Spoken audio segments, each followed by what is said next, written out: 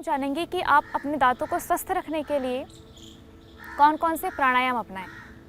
तो जैसे कि आपके शरीर के लिए जितना अधिक आवश्यक व्यायाम होता है, उससे कहीं गुना अधिक व्यायाम के साथ साथ प्राणायाम भी आवश्यक होता है। इसलिए जैसे जैसे आप व्यायाम करते हैं, उससे ज़्यादा अधिक आप प्राणायाम के लिए समय दें।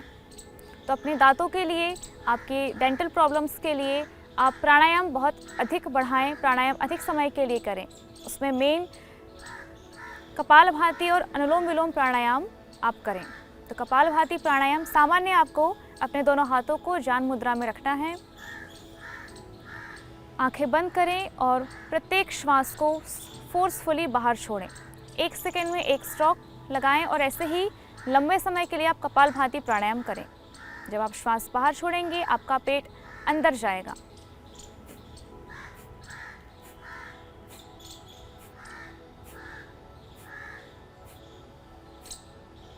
किसी भी कार्य को जब आप करते हैं तो उसमें यदि आप अर्थभावनापूर्वक या जिस कार्य के लिए आप उद्यत हुए हैं उस कार्य का पूरा चिंतन करते हुए, उसका पूरा ध्यान लगाते हुए यदि आप अभ्यास करते हैं तो उसका अधिक लाभ मिलता है।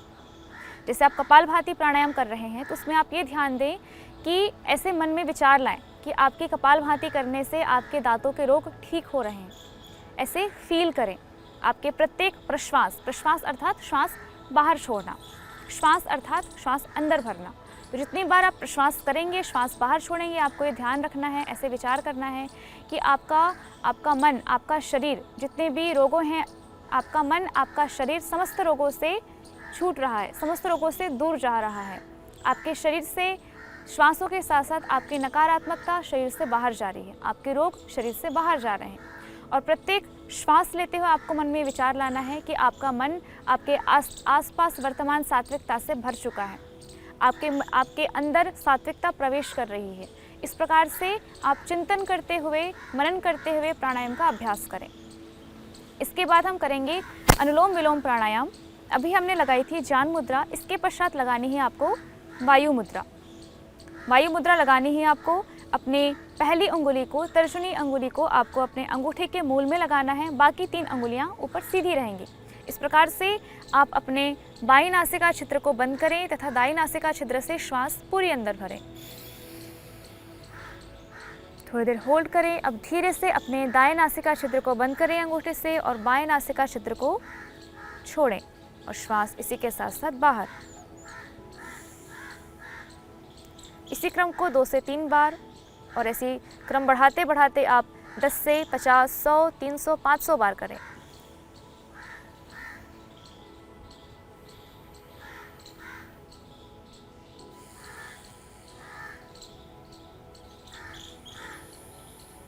इस प्रकार से आप प्रतिदिन प्राणायाम का अभ्यास करते हुए अपने समस्त रोगों से छुटकारा पा सकते हैं।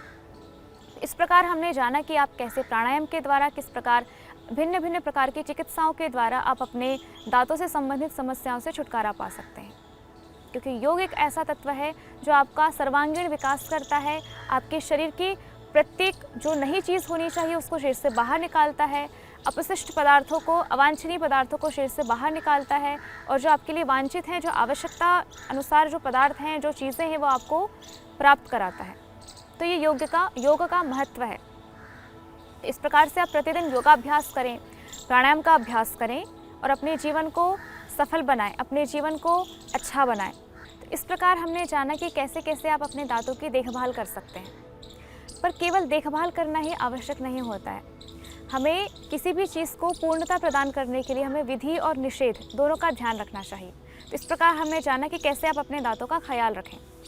अब इसके बाद हम जानेंगे कि आपको क्या क्या सावधानियां रखनी हैं, किस प्रकार से अपने दांतों को आप सुरक्षा प्रदान करें। जैसे आप अधिक अपने दांतों के साथ शक्ति प्रदर्शन ना करें। जैसे आप अपने दांतों से बॉटल खोल रहे हैं या आप अखरोट आदि का तोड़ना, भिन्न भिन्न प्रकार की जो आप शक्ति प्रदर्शन करते हैं, जिससे आपके दांत क्षतिग्रस्त हो सकते हैं, इन प्रकार के उपायों को न अपनाएं। अपने दांतों का ख्याल रखें। ऐसे ही हम भिन्न भिन्न विषयों को लेकर आते रहेंगे। तब तक के लिए दें हमें आज्ञा। नमस्कार।